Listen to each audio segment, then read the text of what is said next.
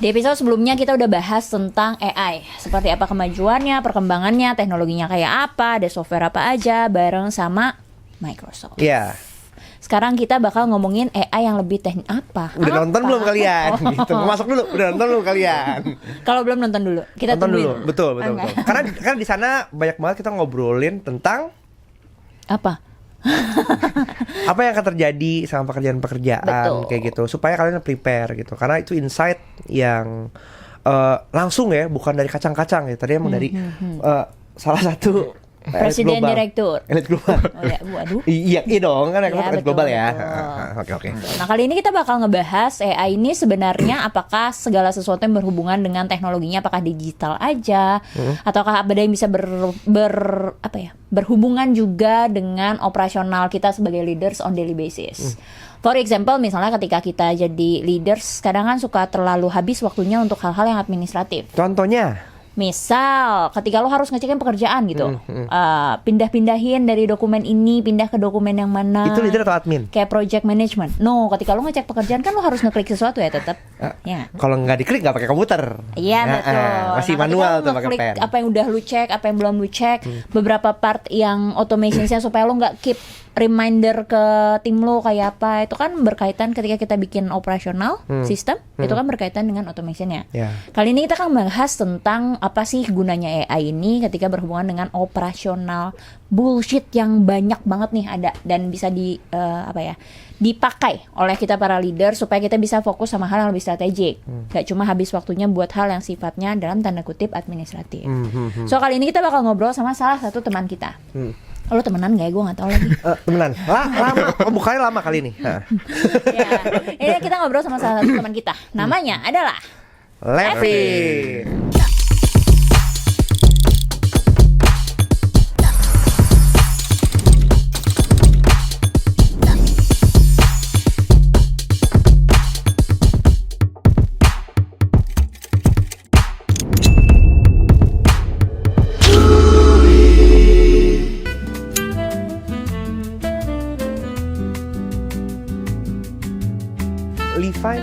Levin. Livong. Lebang. Itu merek Livong. Mungkin boleh perkenalan dikit kali ya buat teman-teman kuli di luar sana. Pekerjaan lo sekarang apa yang berhubungan dengan automation yang tadi udah di spill dikit, apa sih emang pekerjaan lo? Jadi kalau dari secara basic pendidikan, gue itu basicnya mechatronics. Sama juga sama lu? Enggak. Dulu gua hampir begitu. Cuman kan gua pernah cerita tuh ya. Entah sorry ya. Ya. Maksud gua nih ya. Karena ini cerita. Mekatronik dulu gua kuliah. Tapi? Karena temen gua riset. Will, kayaknya mekatronik gak prospek nih. Nggak prospek. Gak prospek. Berarti saya langsung dia ngomong lu nggak prospek. Enggak. Dia bilang gitu. Kayak gak prospek nih. Kayak job opportunity kecil. Mendingan kita geser ke elektronik lebih gede opportunity-nya. Oh gitu ya. Oke. Nyesel nggak lu sekarang? Enggak sih. Enggak. Tapi itu terjadi. Gue masuk mekatronik coy. Sampai Lulusnya cuma sampai first year aja. First year, second year gue pindah udah Swiss major. Karena satu fakulti ya di kampus gue dulu ya. Lo kenapa milih mechatronics? alasannya simple, dipilih orang tua. Ih anjir, keren banget visioner orang tua lu zaman Tapi dulu gue ya. juga gue nggak gitu.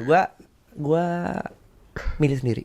Lo nanya ke orang tua lo nggak? Nah, Kenapa pilihin gue mechatronics? karena bokap gue bilang masa depannya banyak yang butuh. Ih keren banget Bener, coy. bapaknya. Emang gitu. Mechanical, elektronik, robotik zaman Ya, gitu. benar-benar. Cuma kan jarang loh orang tua. Levin kan umurannya nggak jauh beda ya sama kita ya. Jarang orang tua era kita yang udah mengerti gituan. Nah, gue juga nggak tahu tuh bokap gue kenapa kepikiran gitu. Tapi Pas saya bokap udah lo nggak bisa background ditanya. Pekerja, aduh, Dark jokes langsung. bokap lo background pekerjaannya apa? Backgroundnya IT. Berarti memang Tapi sudah bukan tertata. IT yang kayak sekarang yang serba. IT zaman dulu lah ya. Yang lebih ke network kan IT ada banyak tuh, ada Oh, programming, ada Network, network, bukan sosialisasi ya maksudnya network jaringan. Iya tahu. Terus ada AI juga ada pada zaman dulu, cuman belum seperti sekarang. Ih keren, visioner banget lo Om. Oke. Jadi lu Gitu. kuliah mekatronik, si robotics itu. Betul. Ketika lulus akhirnya lu terjun bekerja sebagai apa dari jurusan? Jadi lulus gue jadi asos dulu. Oke. Walaupun nggak pinter-pinter amat ya. Terus asos dulu, habis itu masuk ke field service engineer. Oke. Alasannya simple karena gue lebih senang praktek. Tapi setelah berumur begini mikir harusnya gue masuk yang manajerial dibandingkan yang lapangan. Oke. Karena kalau jadi gini, kalau di engineering itu lu kerjanya kan macam-macam, bisa project, bisa field service, Iya. bisa kalau di robotik ada automation engineer. Oke. Nah, itu tuh gajinya beda-beda. Oke. Yang paling gede itu field Automation service engineer, pasti. Gue pikir automation engineer. Bukan, automation engineer masih terbilang kecil karena kan automation engineer nggak selalu keluar, field service tuh selalu ke lapangan. Jadi secara gaji pokoknya udah lumayan, ditambah allowance gitu-gitu. Pekerjaan field service tuh ngapain sih emang? Instalasi mesin, commissioning, terus habis itu maintenance mesin. Tapi kita bukan di pabriknya ya, tapi kalau gua di hire sama satu perusahaan, satu brand mesin untuk keliling nih di Indonesia. Kebetulan waktu itu gue dapet perusahaan Jerman tekstil. Itu yang hanya Duina yang tahu. Gue sebutin perusahaan gue, Duina tahu, gue bingung. Saya anak tekstil kuliahnya, yang nyasar saya kayaknya jurusannya.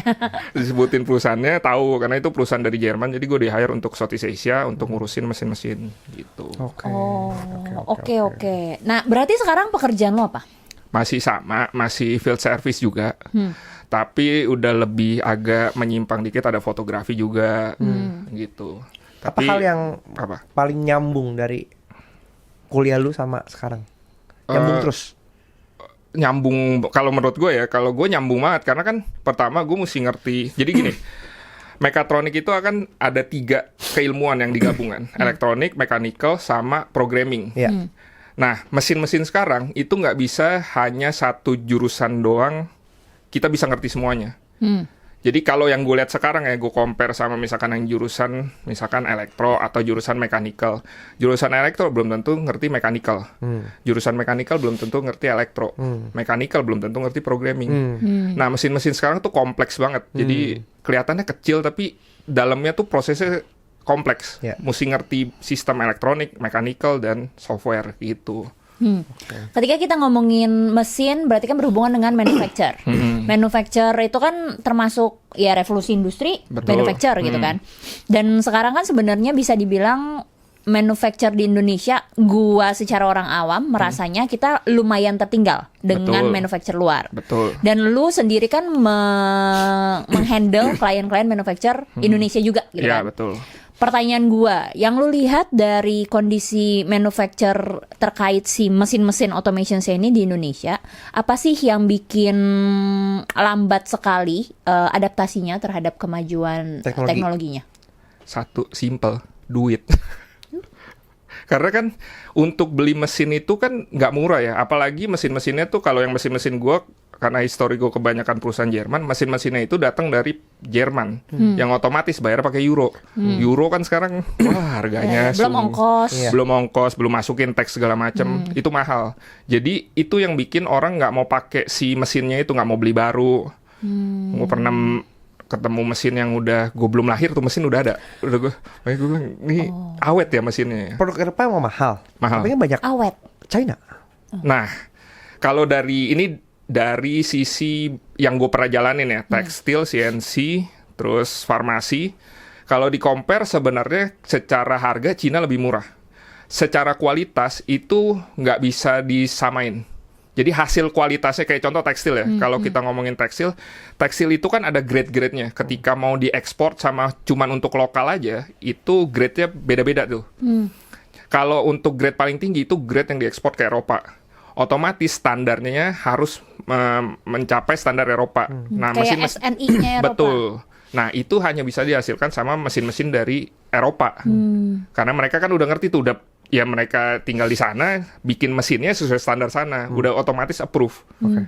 Kalau mesin-mesin Cina itu kebanyakan, kalau di tekstil itu kebanyakan buat lokal. Jadi mesin Cina dibeli buat disuplai ke lokal, bukan untuk keluar. Oke.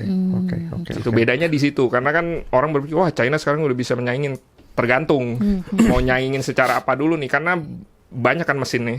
Kalau beberapa industri kayak tekstil gitu-gitu belum bisa nyaingin sih secara kualitas ya. Gua beberapa kali melihat konten-konten di sosial media terkait kondisi manufacture di luar, di Cina, di Eropa jarang sih, kebanyakan manufacture di Cina yang gue lihat. Bagaimana mereka mengoperasikan atau menjalankan operasional di pabriknya menggunakan AI. Oke. Se-ekstrim sampai dengan mereka bisa lihat, bisa ngedetect ekspresi muka si pegawainya ketika lagi di dalam pabriknya itu ngantuk apa enggak. Iya. Kalau ngantuk akan nge-alert. Kenapa lu? Nggak, bayangin aja kayak lagi bete.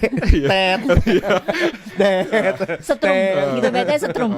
Enggak, karena kan ketika ngantuk ngaruh ke safety ya. Iya, safety, keamanan. betul.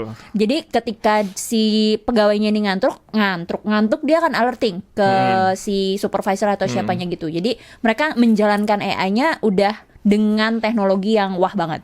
Di Indonesia seberapa manual lo melihat manufacturer kita masih menjalankan operasionalnya? Manufacturer kita sih masih zaman dulu aja, nggak ada yang sampai belum ada.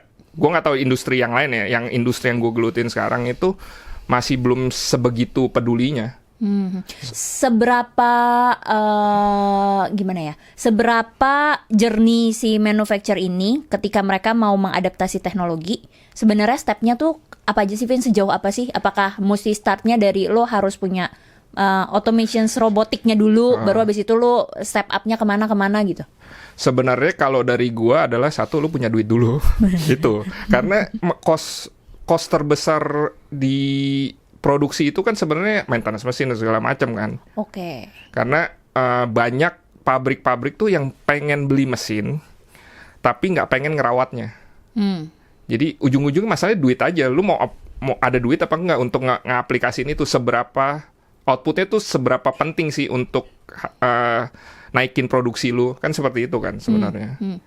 Nah, stepnya sebenarnya yang kurang kalau gue lihat dari Indonesia adalah sumber dayanya dibenerin dulu.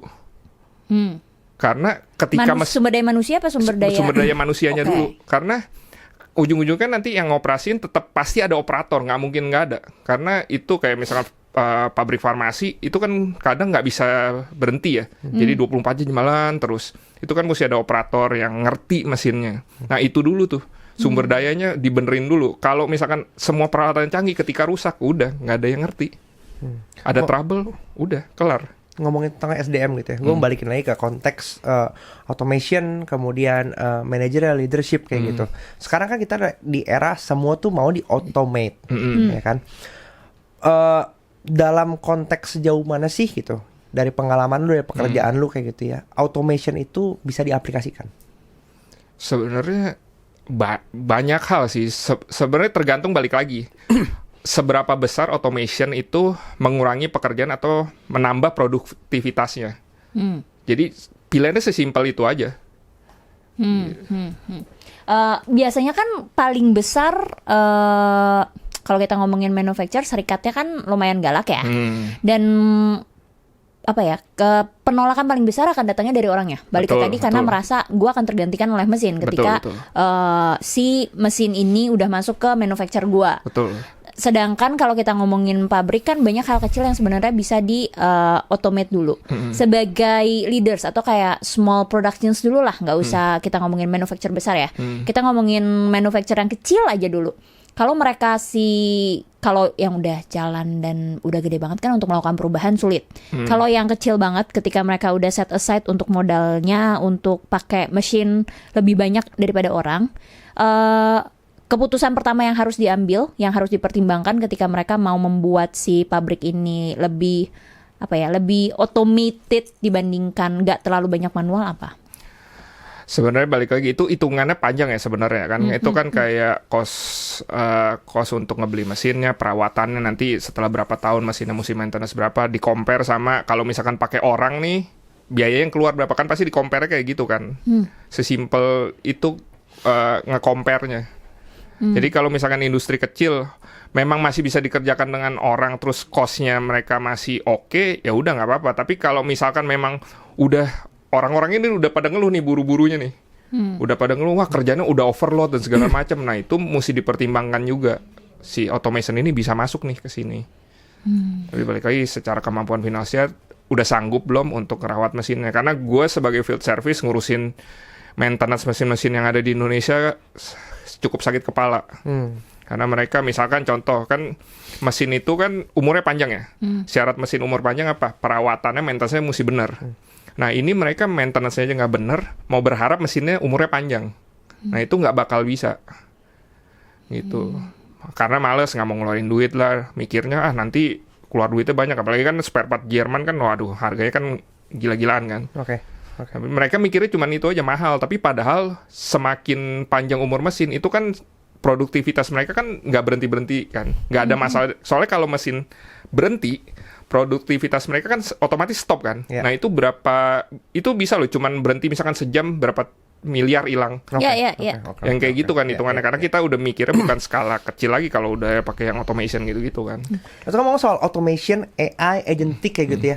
Ada nggak sih menurut lo miskonsepsi atau mispersepsi yang saat ini beredar di sekeliling? Karena orang kayaknya kalau ngomong automation, AI automation kayak gitu. Jadi kalau yang paling gue sering dengar adalah semua yang canggih itu AI. Ya. Nah itu kan semua yang bentuknya robot tuh AI. Ya. Nah itu enggak juga. Jadi enggak semua robot itu AI. Ada yang robot cuman di teaching gerakannya begini. Jadi perbedaan paling dasarnya apa? Antara apakah dia robot, mesin, Iya, robot ya? Apakah antara dia mesin, AI, atau apa gitu? Jadi biasanya kalau automation yang tradisional itu dia cuman nge-follow aja. Jadi nggak ngambil keputusan, nggak bisa mikir. Oke. Jadi cuman, nanti disuruhnya begini nih. Terus dipindahin ke koordinat segini. Nah udah cuman begitu aja. Sedangkan kalau yang AI itu kan bisa ngambil keputusan kan. Misalkan ini nih mesinnya ternyata sudah ada masalah nih. Terus udah mesti maintenance, dia ngeluarin warning gitu. Yang kayak gitu-gitu. Oke. Ketika udah bisa mungkin bukan yang ngambil keputusan gimana-gimana banget Iya, tapi iya. udah yang bisa Prediktif. Iya, entah prediktif atau udah bisa ngasih alerting sesuatu kali ya. Iya. Oh. AI ini kan sebenarnya bukan hal yang baru ya. Betul. Dari zaman tadi bokap lu udah sebut AI gitu kan, waktu masih hidup. Iya. Waktu masih. Ya, sampai sekarang gitu kita masuk di era kita semua geng yatim. AI-nya makin canggih, ya kan? Apa sih sebenarnya yang berubah? Mungkin terutama dari dulu gitu, AI itu kayak gimana sampai sekarang bisa kayak gini gitu. Sehingga gini, orang nggak salah kaprah bahwa AI ini sekarang AI gitu. Padahal dari dulu kita udah hidup dengan AI. Ini menurut pendapat saya. Izin dulu deh. Jadi kalau pengalaman yang gua alamin di kampus dulu tuh gue belajar AI 2012 mungkin ya. 2012 udah ya 13 tahun. 13 tahun lah gitu.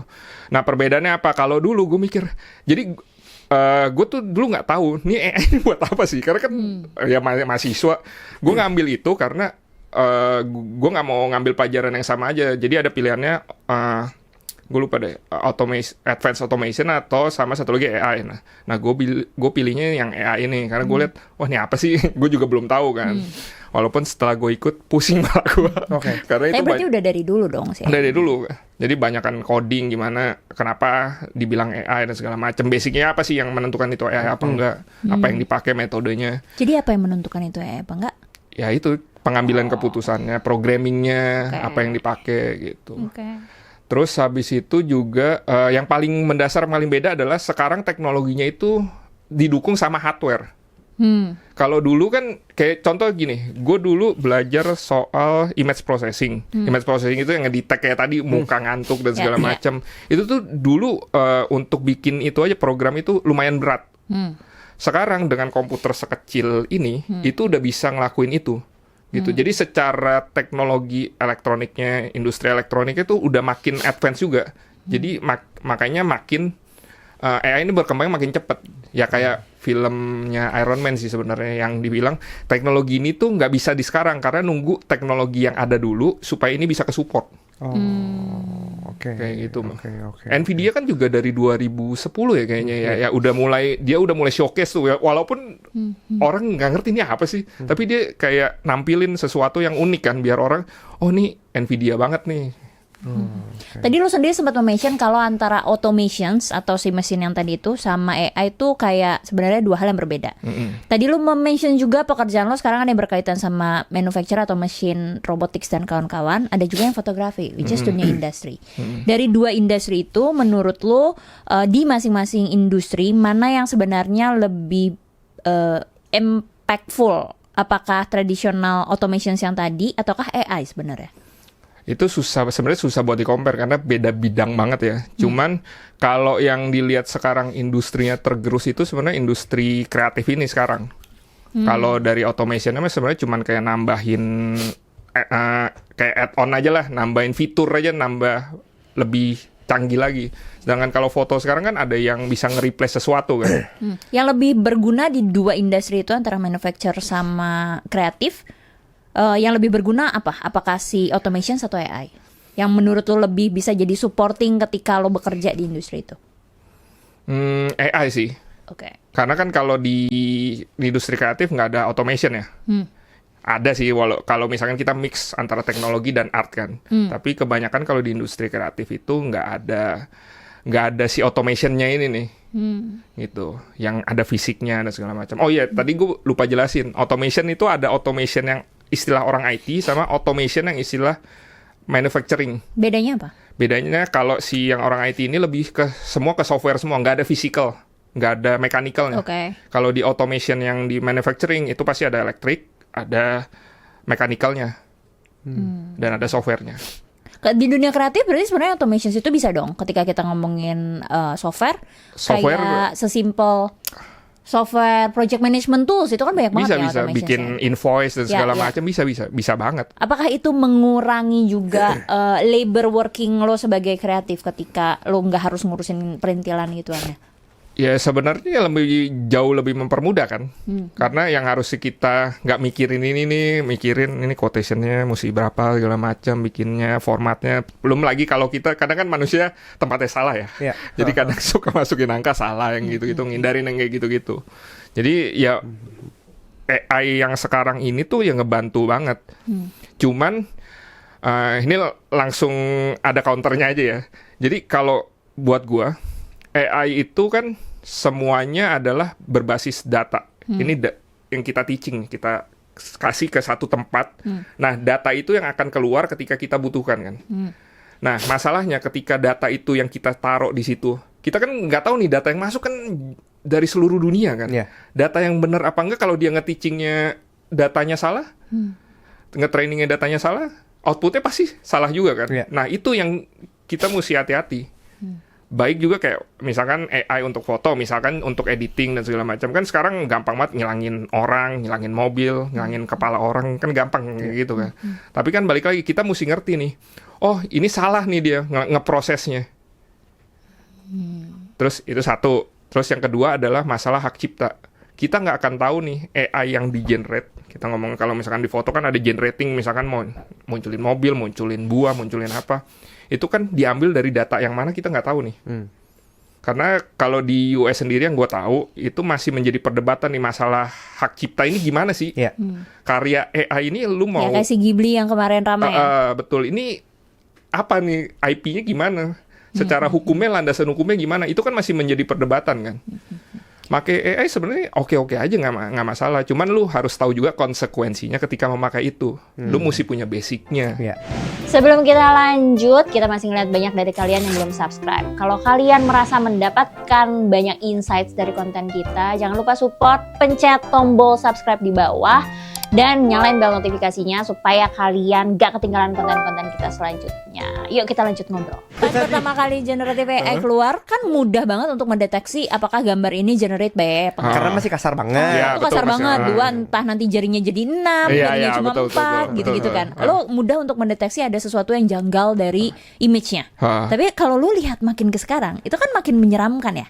Betul. Si image generations, ya image generationsnya kan beneran, generatingnya kan beneran apa? Ngomong apa? Ayo. Image generatingnya beneran kayak gagap banget jadi ngomongnya. bagus banget gitu, sampai lo kadang real, bingung real, apakah ini AI ataukah ini beneran gitu. Hyperrealistik sekarang itu. Nah ini menurut pendapat saya lagi nih ya. Karena gue basicnya di foto, dan basic gue juga sebelumnya di sulap. Ini emang agak nggak nyambung sih. Bukan agak nggak nyambung, agak aneh nyambungnya. Jadi gini, kalau di generatif kayak video gitu-gitu, gue masih bisa bedain. Salah satunya apa? Ekspresi. Jadi Kayak orang pakai botox. itu satu yang filternya juga tebal gitu-gitu. Nah, jadi kita secara tidak sadar kita tuh punya micro expression kan. Nah, kadang di AI itu gue nggak tahu orang lain batin apa enggak. Micro expression di AI itu belum sesempurna itu. Masih ada. Kalau lu lihat video panjang, jangan lihat video yang cuma sedetik. Kalau sedetik kan bisa kecelek kan. Nah, ini kita lihat video panjangnya, lihat aja ekspresinya. Belum ya. Belum. Mungkin nanti kedepannya akan sempurna. Karena kan sekarang mulai ke tekstur wajah lo udah bisa mulai ke detect juga gitu kan. Mungkin bulan depan udah bisa. Bisa. Nah, tapi ada tapinya nih. Sekarang kita lagi masalah sama namanya kekurangan chip elektronik dan segala RAM, SSD dan segala macam, storage kita omongin. Nah, AI itu kan butuh storage gede banget nih. Ini sekarang harga RAM itu lagi naik berapa kali lipat. Harganya gila harga naiknya karena semua perusahaan AI itu butuh storage, butuh RAM gede, butuh VGA gede untuk ngeproses itu. Nyimpen data kan itu data yang disimpan kan. Terus ngeprosesingnya berapa lama dan segala macam. Nah, ini lagi jadi masalah juga nih. Gue nggak tahu sampai kapan masalah ini selesai karena prediksinya sih tahun ini RAM SSD masih mahal. Semua ke impact RAM, SSD, memory card yang sederhana aja itu ke impact harganya. Berarti kita coba ngomongin tentang infrastruktur di balik AI. Yang mungkin orang awam ngelihatnya adalah AI itu ya cuma komputer, dia listrik aja butuh listrik, butuh internet aja yang penting. Tapi mungkin di baliknya itu kan ada berarti apa? Superkomputer dengan storage yang besar. Karena lokal bentuknya Iya. Ya kan? Karena dia narik dari server ya gitu ya. Iya, ya. betul. Jelasin dong. Jelasinnya gimana? Ya intinya adalah gini. Semua data itu pasti kan disimpan. Kan kayak misalkan contoh lu upload foto. Nah, untuk nge-generate foto yang lu tadi sudah kirim itu kan pasti datanya kan keproses di server sana kan. Oh ya. Diproses nih. Nah, itu udah butuh storage. Itu baru satu orang kita ngomongin. Orang di dunia ada berapa miliar. Nah, berarti cloud-nya butuh seberapa besar gitu. Betul. Kalau kita ngupload image ke GPT misalnya, ya kan? Itu foto kita kesimpan di server dia? Iya. Ya pasti kan untuk ngeproses kan dia untuk gabungin kan. Iya, jadi kayak kita masukin foto Dwina, ya kan? Gua upload nih, ya kan? Terus badan gua. Tolong pindahin dong muka Dwina ke badan gua gitu. Berarti dia harus narik datanya. Iya. Foto dia di server, foto gua di server. Iya. Gabungin. Disimpen lu muka gua di sana. Simpelnya gitu ya, sederhananya gitu ya. Dikali jutaan orang yang upload bareng-bareng. Karena kan ketika kita ngomongin image generating pakai AI pun di GPT gitu misalnya. Dulu banget sebelum orang nguploadin fotonya mereka, ketika lu minta mereka nge-generate image, muka orangnya kan jadi terlihat ya familiar gitu, juga gitu kan. Itu bisa jadi dia mengambil dari foto. Yang ada betul. Publik gitu. Ibaratnya muka orang juga digabungin sama dia. Iya, benar. Makanya kayak misalkan Adobe Firefly gitu-gitu, lu mesti baca terms and condition ya. Ketika lu pakai itu, gambar lu itu akan dijadikan apa? Itu kan tiap perusahaan ya kan terms and conditionnya beda-beda ya. Betul. Dan kita nggak pernah baca juga kan, bener nggak? Normalnya orang nggak pernah baca kan. Ya, nggak tahu nih data lu ini mau digunakan buat apa, kita nggak tahu. Sama dalam halnya konteksnya ini ya, yang aplikasi-aplikasi yang see your future self. Iya, ya kan? Iya, betul. Ya kan, ngelihat lu tuh mirip sama artis siapa sih gitu kan? Betul. Itu kan kita ngasih foto kita secara gratis ya? Betul. Buat orang lucu-lucuan. Iya, buat orang. Gue dapet nih gini. Nah, kan kemarin lagi tren itu kan yang ketik prompt-nya, terus nanti gambar apa yang muncul di ChatGPT. Iya. Nah, kalau itu semakin akurat, harusnya lu semakin takut. Itu dia. Karena berarti semua kebiasaan lu, apa yang lu cari, pola pikir lu seperti apa, udah masuk tuh ke... Oh, ini yang suruh GPT untuk nge-generate lo ya, dan dunia dikirim kerja lu ya? Oh iya. Yang gue bilang kayak, kenapa mukanya mirip nih ya? Emang ada kapan kita feeding foto ke dia? Iya. Nah, jadi pertanyaan nggak, data dari mana itu? Iya, benar-benar. Tapi kalau kita normal, karena kan kita akses publicly YouTube-nya. Enggak, emang minta dari YouTube emang? Bisa aja, dia kan bisa ngambil dari mana aja. Iya, bisa ngambil dari mana aja. Upload foto dulu. Kita dikorbankan sama Edi. Edi. Gue bilang, soalnya gue tanya kan, ini kenapa bisa ada mukanya? Dan mukanya mirip coy, bajunya mirip juga. emang upload foto nggak dibales kan? Nah, kan kacrut ya. Gitu. Nah itu maksudnya harus hati-hati juga. Gue bukan ya, kita memang kayaknya kita orang biasa, terutama gue orang biasa. Mungkin data Gue kita juga orang biasa. Iya. Itu siapa anjir? Iya juga ya. Maksudnya secara gue pribadi, maksudnya ya data kita buat apaan sih? Nah itu kita kan kadang mikir kayak gitu kan. Padahal bisa saja ada konspirasi apa segala macam gitu, dipakai datanya nih segala macam. Nah itu yang kita nggak pernah sadar. Kita ributnya nge-replace, tapi keamanannya nih gimana? Iya, betul. Muka kayaknya sejak dari apa yang Totoro apa? Ghibli. Ghibli itu kan semua mah ada ngupload foto semua sendiri kan. Iya, benar. Nggak usah zaman itu dah, zamannya Web3 apa kayak Yang world ya mata ya? ya Oh, yang dari Iris ya? dari Iris yang dihargain 800 ribu itu Iya. semua orang mau kan. Iya, padahal retina, coy. Iya coy. Lo tau nggak retina buat apa? Hah? Gila. Tau nggak retina buat apa? Itu kayak DNA loh, Buat retina. layar MacBook lu. Nggak salah, bener. Gue mau nunggu nih arahnya kemana nih.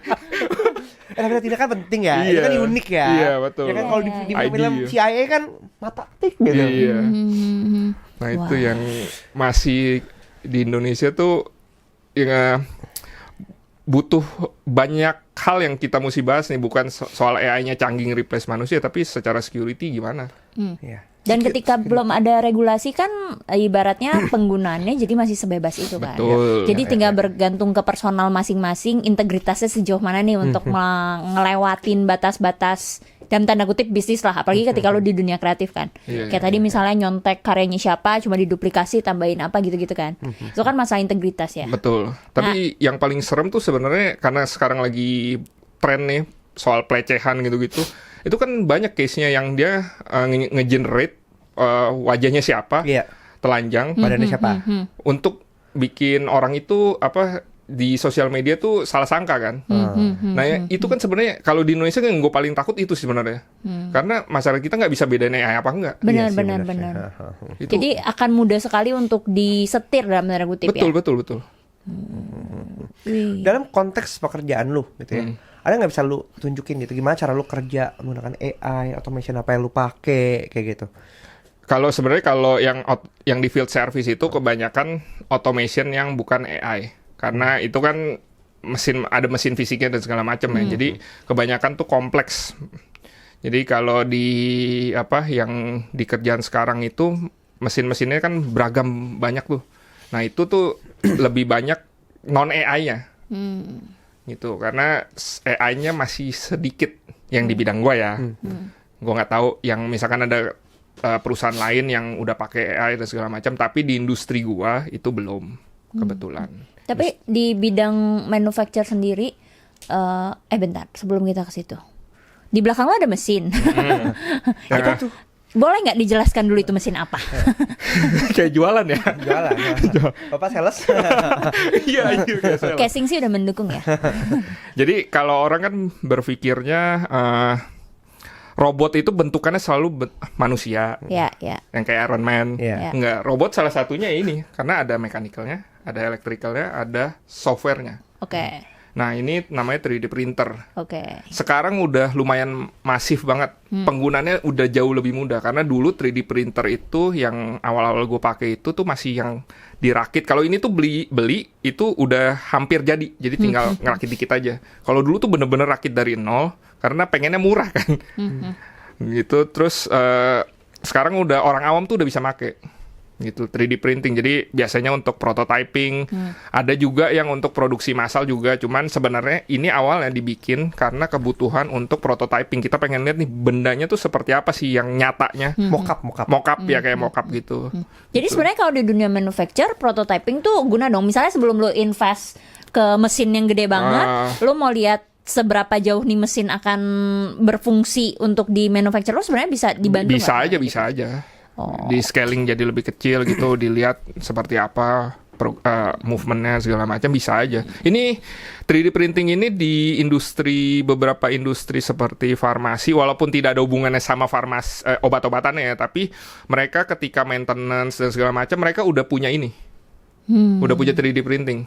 Karena kan dulu 3D printing kan beranggapannya mahal kan. Iya. Padahal 3D printing dulu sebenarnya murah, cuman susah untuk nginstallnya, untuk ngerakitnya. 3D printing buat maintenance buat apa? Jadi kayak misalkan mereka ada parts nih yang rusak, Oh. terus bikin sendiri. bikin sendiri. Oh, swasembada. Nah, betul. Mandiri mereka. Iya, iya, iya. Udah nggak mau tergantung sama workshop lain. Tapi kalau kayak gitu berarti sebenarnya lu nggak butuh lagi ini dong. Karena kan lu bisa create sendiri partnya. Iya, benar. Nah, tapi balik lagi. Pertama 3D printing kan ada macam-macam nih. Ada yang metal, ada yang plastik. Plastik jenisnya ada macam-macam. Ada PETG. PETG tuh yang bahannya botol tuh. Itu Ya, PETG. ya, ya. Terus ada yang ABS, yang tahan panas. Ada yang Asal bapak sana. Iya, baru gue pasti lu akan ngomong itu. bukan itu. Terus jadi lupa gue. Ya ada satu lagi yang tahan sinar matahari dan segala macam. Ada yang fleksibel TPU, bukan pembuangan umum, bukan. Jadi bahannya fleksibel. Taman Pemakaman Umum. Iya, iya, iya. Ya jadi Fleksibel itu. as in dia elastisitas. Iya elastis betul. Oh. Jadi oke. macam-macam tergantung si partnya ini bisa nge-replace dengan si 3D printer ini nggak si bahannya itu. Kalau di dunia lu sendiri lu memakai 3D printing ini buat apa?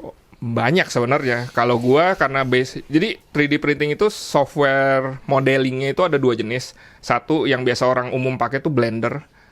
Satu lagi software yang buat engineering. Jadi kayak SolidWorks, AutoCAD, atau kalau di Anak 3D produk lah itu, AutoCAD. AutoCAD juga bisa ya? Solid Bisa. Works. Tapi AutoCAD punya produk sendiri yang untuk 3D modeling namanya Fusion 360. Anjir, jadi promosi software gua. Oke. Terus ada SolidWorks, Siemens punya produknya juga, Solid Edge yang kayak gitu.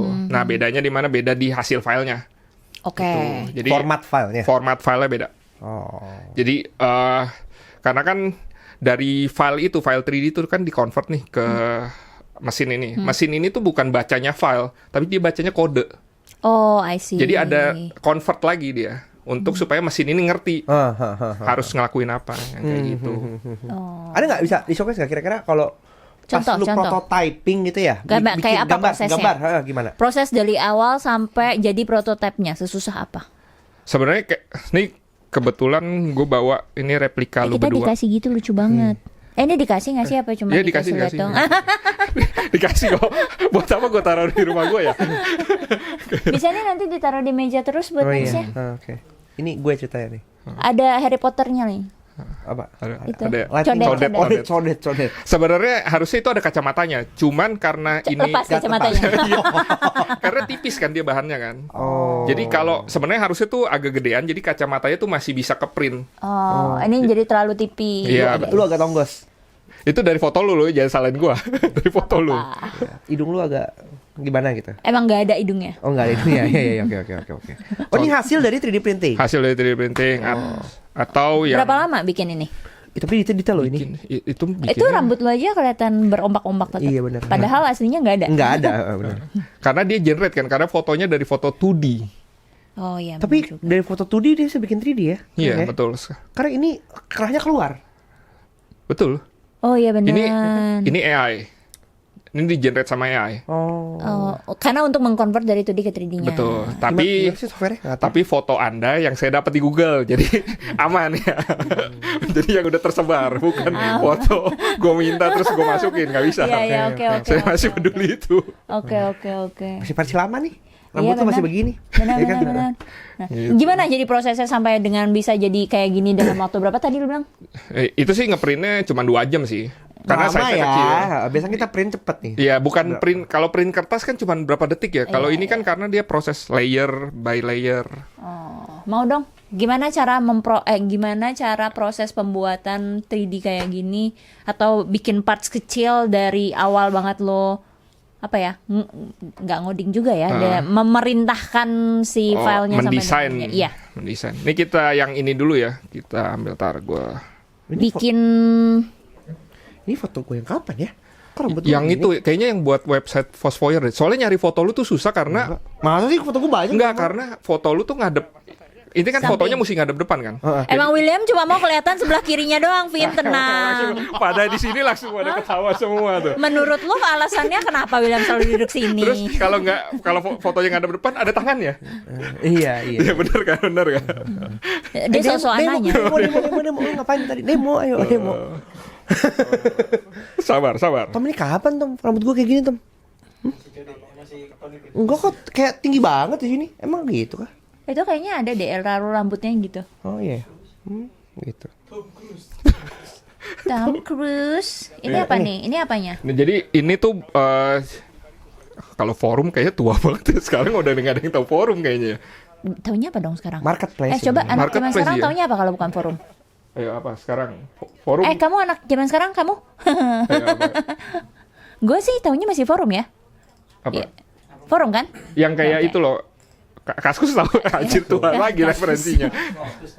Platform sekarang Ya oke, bilangnya. platform. Ini Jadi- adalah platform. Platform. Jadi sebenarnya di sini tuh isinya banyak. Jadi lu bisa ngupload hasil karya lu. Nanti lu dapat poin untuk bisa gunain poinnya itu buat generate apa, misalkan pakai AI. Oh, oke. Lu ngupload desain lu nih misalkan, Ya, terus ya. supaya orang bisa make. Jadi open Tapi source setiap gitu. kali orang pakai lu dapat credits. Betul. Creditsnya bisa lu pakai untuk nge-generate lagi. Betul. Oke. Setiap orang download. terus Apa segala namanya? macam. Namanya Maker World. Maker World. Oke. Maker World. Basicnya dia dari Bambu Lab. Jadi ini kan printernya brandnya Bambu Lab. Promosi lagi aja. Saya tidak sponsorin ya. Saya beli sendiri. Jadi ini tuh printernya Bambu Lab. Ini printer yang salah satu printer yang hype karena orang gampang makainya. Oh. Padahal menurut gue sih sama aja ya. Tergantung pemahaman lu seperti apa. Tergantung skill. Karena saya mau Dia mau bilang gitu sombong. takut sombong. Jadi Oke. brandnya kan ada banyak nih. Gue soalnya di rumah ada 2. Jadi kebutuhannya karena beda. Oke. Gitu. Jadi satu yang gue bawa ini yang kecil aja karena yang gede pusing bawanya. Iya, betul. Terus Gitu. ini juga lu buat sendiri? Ya itu buat Instax tidak buat sendiri. Tapi modifikasi untuk dipakai supaya Instax bisa masuk ke kamera itu buat sendiri. Apanya berarti yang lo bikin Apa sendiri? ini sih? Adapternya nih, Ini kan gua buka. ini kan vintage kamera ya. Ya, betul. Film nih, ya kan? Tidak bisa kita langsung cekrek kayak sekarang kan? Betul. Terus ini lu buat Gue buat supaya bisa pakai Instax ininya 3D printing. di adapter yang nyambung ke Coba boardnya buka, itu. Buka. Berat Mananya lu, yang ini. 3D print? Nah, jadi kayak ini nih. Ini bagian ini. Mana sih kameranya yang mana nih? situ. Oh, Itu sini, aja sini. situ.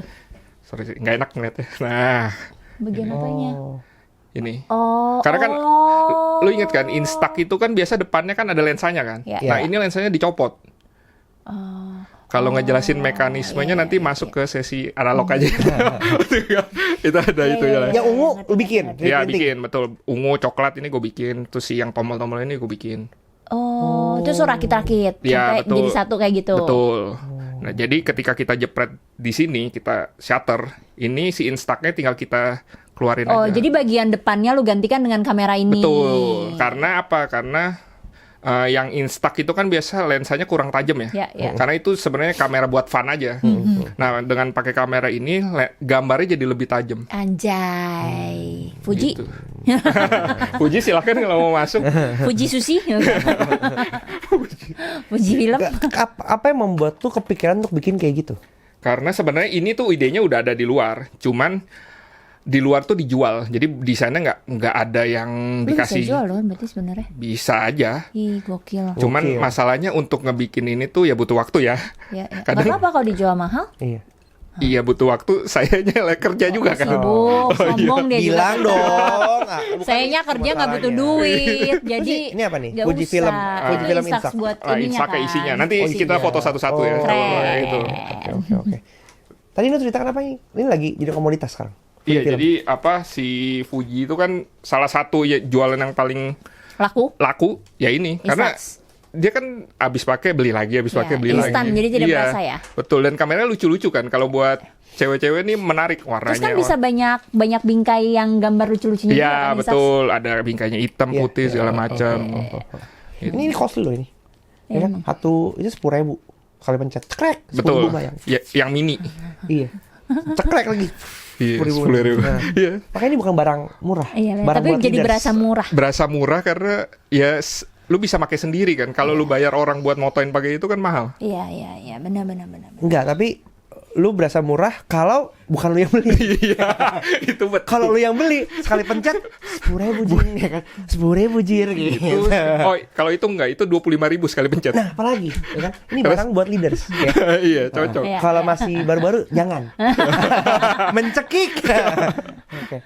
Oke, lanjut. Terus si Maker World ini adalah tadi forum untuk lo bisa mengupload si model 3D lu, dapat credits, terus habis itu lo bisa pakai creditsnya buat menciptakan atau ngambil yang lain juga gitu. Betul, betul. Oke. Jadi ini sebenarnya banyak di sini. Lu mau buat dari foto ke 3D atau macam-macam. Lu mau bikin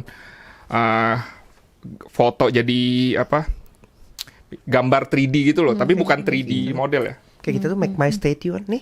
Iya. Tapi gue nggak pakai yang ini karena gue udah compare. Yang make my statue ini agak aneh hasilnya, generatingnya agak aneh. Mukanya kagak bukan muka lu pokoknya. Jadi gue makanya pakai yang image to 3D model. Kadang gue bersyukur. Apa? Kenapa? Pasti muka gue belum pasaran.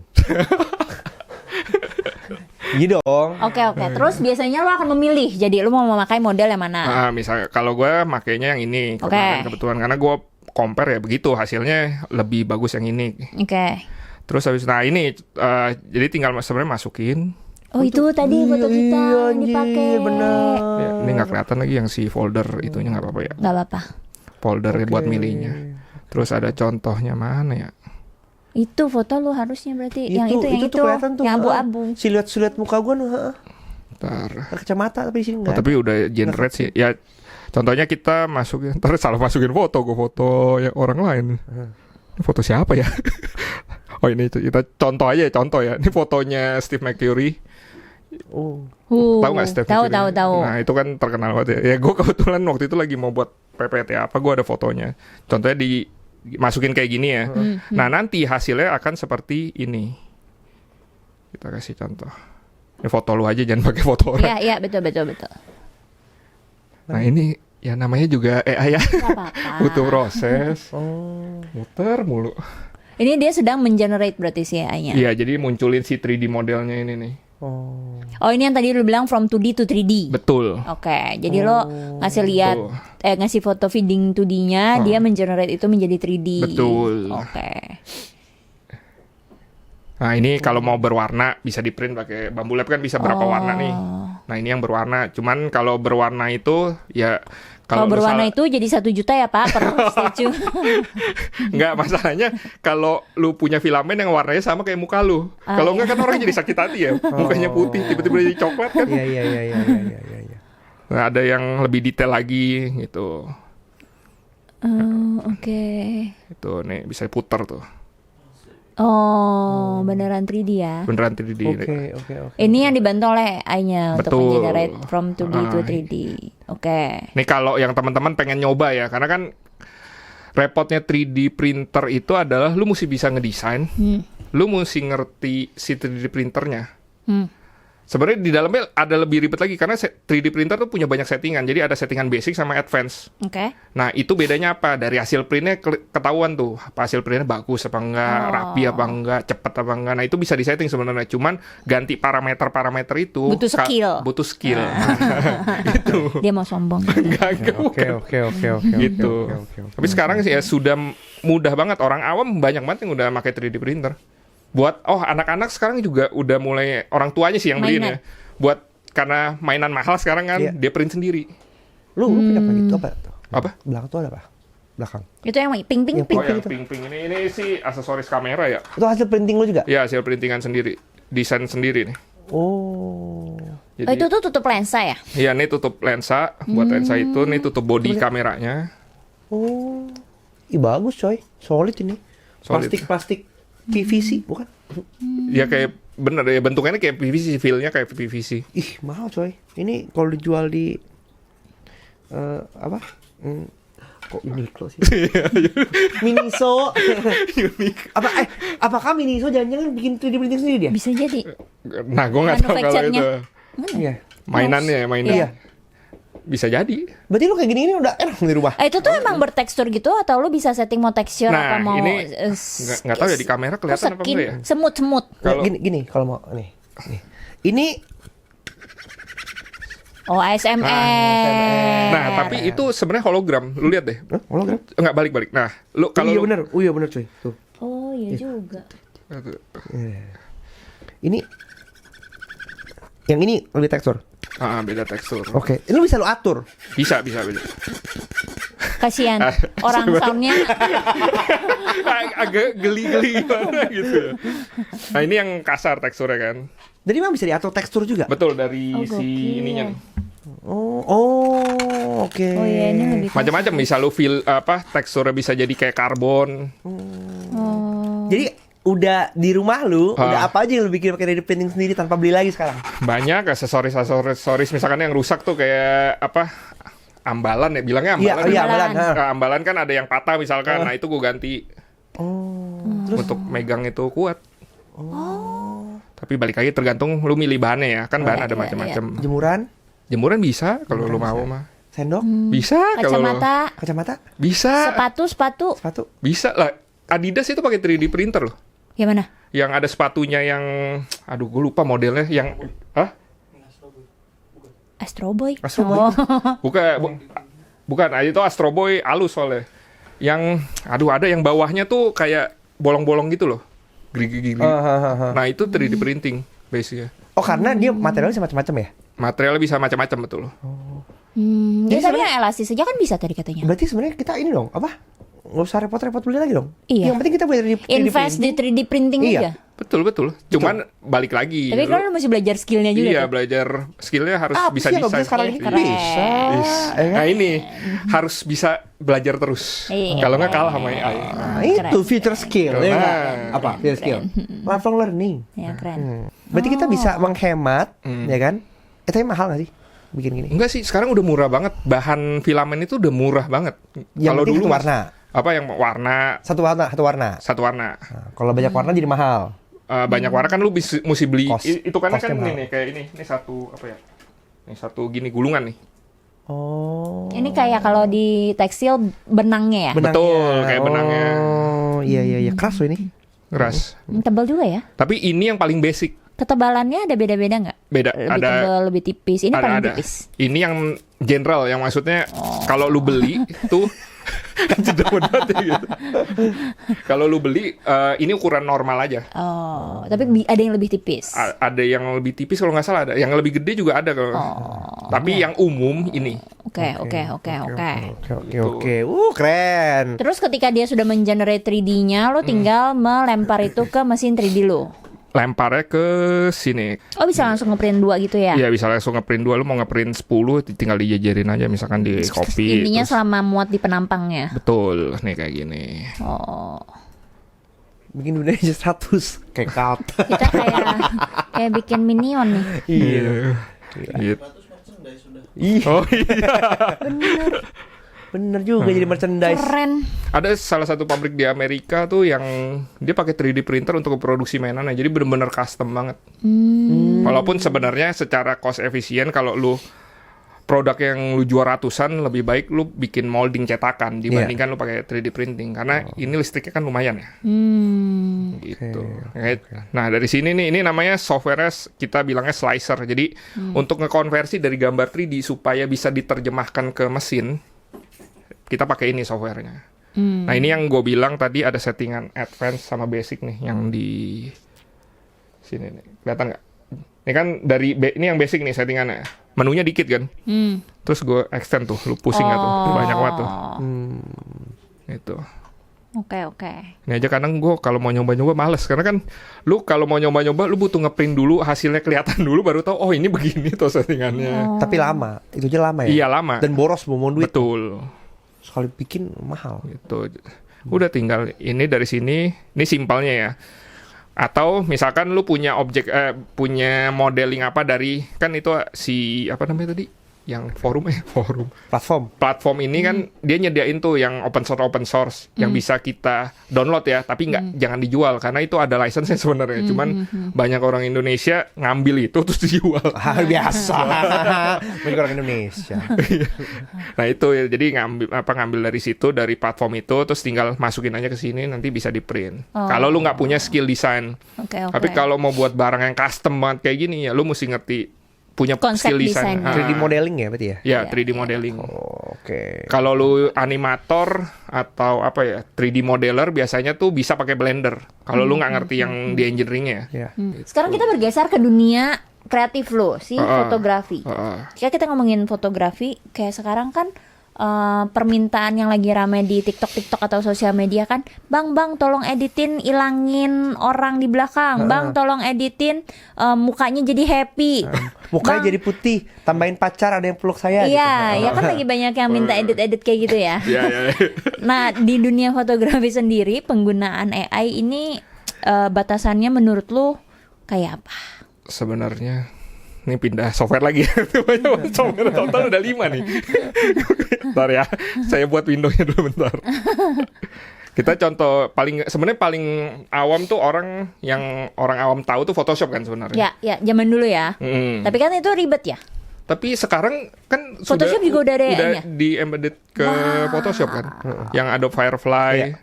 Dan itu ada. Nah, ini satu yang lupa dibilang juga. Awal-awal kan ChatGPT gratis ya. Ya.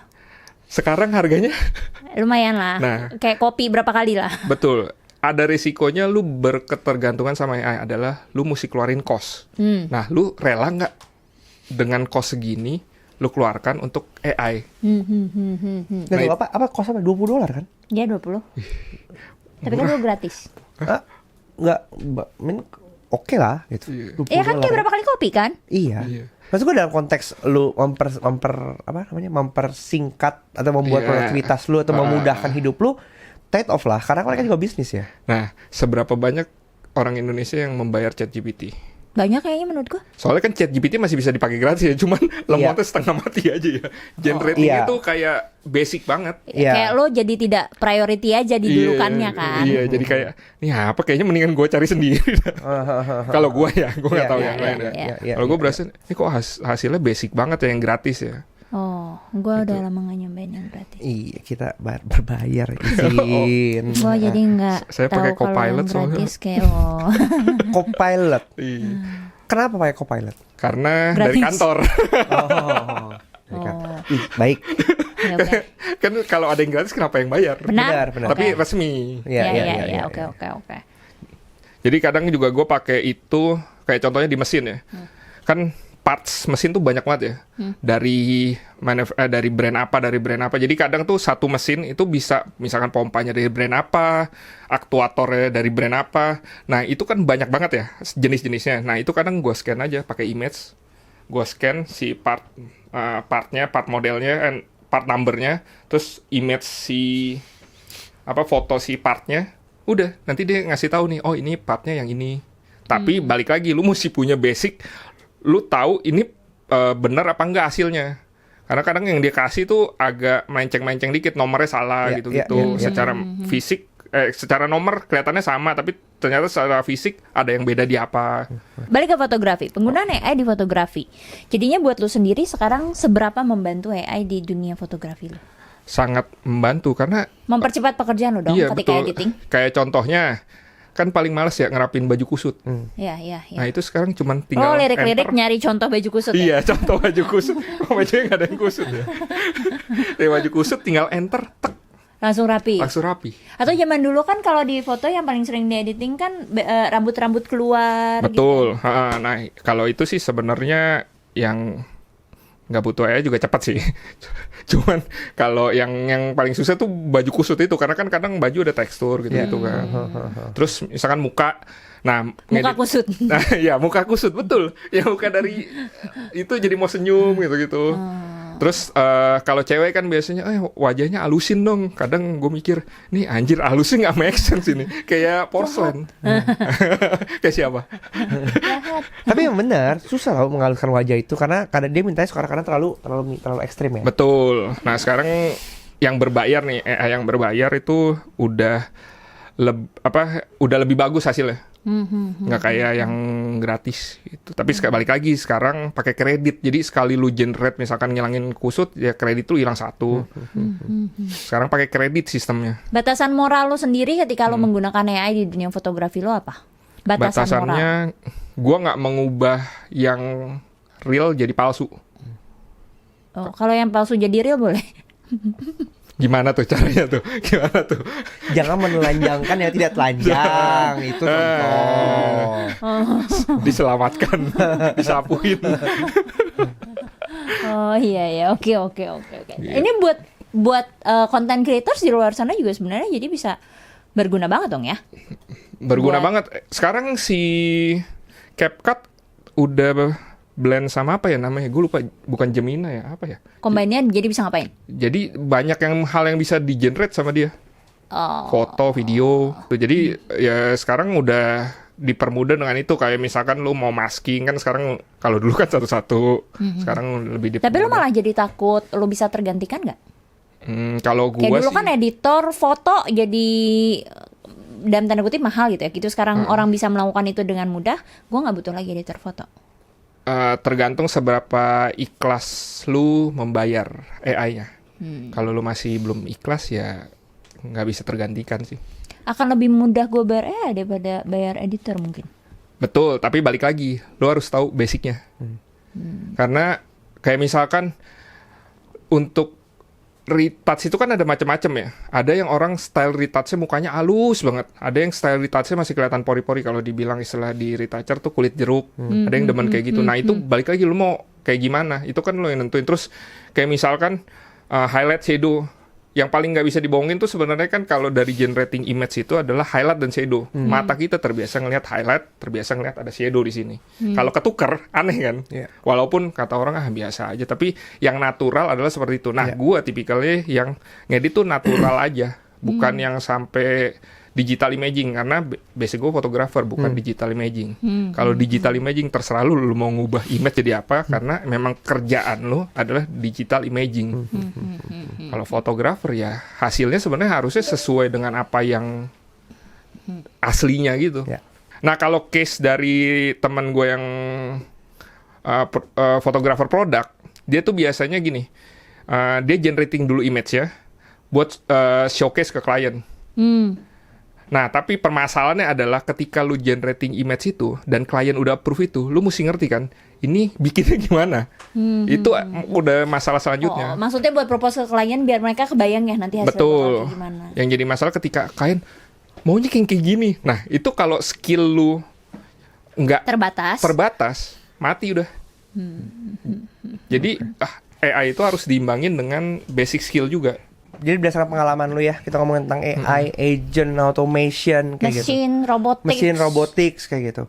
Apa yang harus diperhatikan oleh para leader saat ini gitu. Apakah memang ya udah sebagai leader kita cuma perlu tahu udah tim tolong lakukan automation, atau buat lu seorang leader itu harus paham dulu sebelum dia menginstruksikan.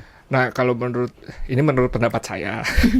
Jadi, kalau misalkan sebelum kita mau mengadaptasi AI, leader ini harusnya sudah mengerti basic. Cara kerja AI itu seperti apa. Jadi ketika kita menginstruksikan misalkan ke tim, itu nggak asal imajinasi aja. Karena kan AI itu ada batasannya, bukan AI itu unlimited, enggak, ada batasannya. Nah, karena ketika nanti nggak ketemu-ketemu, akhirnya ujung-ujungnya waktunya yang ke-delay nih. Karena kan nyari sampai maunya si leader ini seperti apa kan. Yeah. Itu wajib basicnya supaya nggak asal perintah gitu. Karena itu kan akan berpengaruh ke banyak hal juga kan. Gitu. Investasi dalam tanda kutip yang menurut lu jadinya penting banget untuk bisa beradaptasi sama AI apa? Skill itu sih. Ada beberapa hal kalau buat gue ya. Satu, critical thinking. Karena itu yang akan kita kan yang memilah semua yang dihasilkan AI kan. Nggak main asal upload. Kalau datanya sampah ya hasilnya bakal sampah juga. Terus habis itu juga skill belajar. Tahu mana yang kita mesti pelajarin supaya kita nggak tergantikan sama AI. Kalau bisa lu yang nguasain AI, jangan lu bergantung sama AI. Gitu. Belajarlah skill-skill basic dulu nih. Jadi ketika lu menggunakan AI, lu udah tahu basicnya. Lu udah ngerti nih seperti apa cara kerjanya, mau outputnya seperti apa, lu udah kebayang nih. Jadi jangan berharap, soalnya kan di Belanda nih sekarang udah ada pengumuman pemerintahnya jaga-jaga 7 hari listrik mati.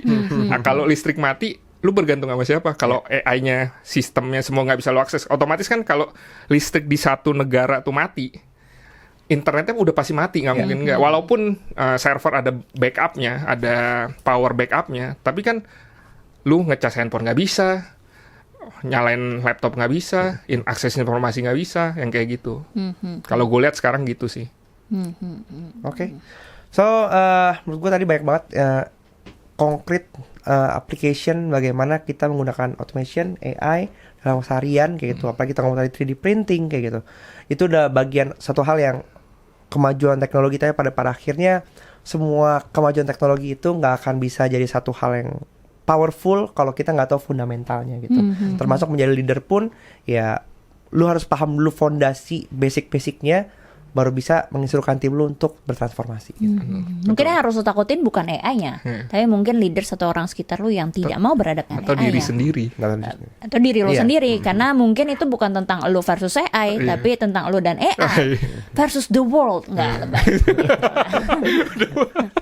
Oke, thank you Levin udah ngobrol-ngobrol Thank di you sini. banget. Kalau kalian ada pertanyaan atau punya insight dari episode ini, silahkan tulis di kolom komen. Dan Sampai ketemu di episode selanjutnya. Bye. terima kasih ya udah nonton sampai habis. Kita juga masih punya banyak konten lain yang bisa membantu kalian untuk berkembang menjadi leader yang lebih baik lagi. Cek videonya di sini.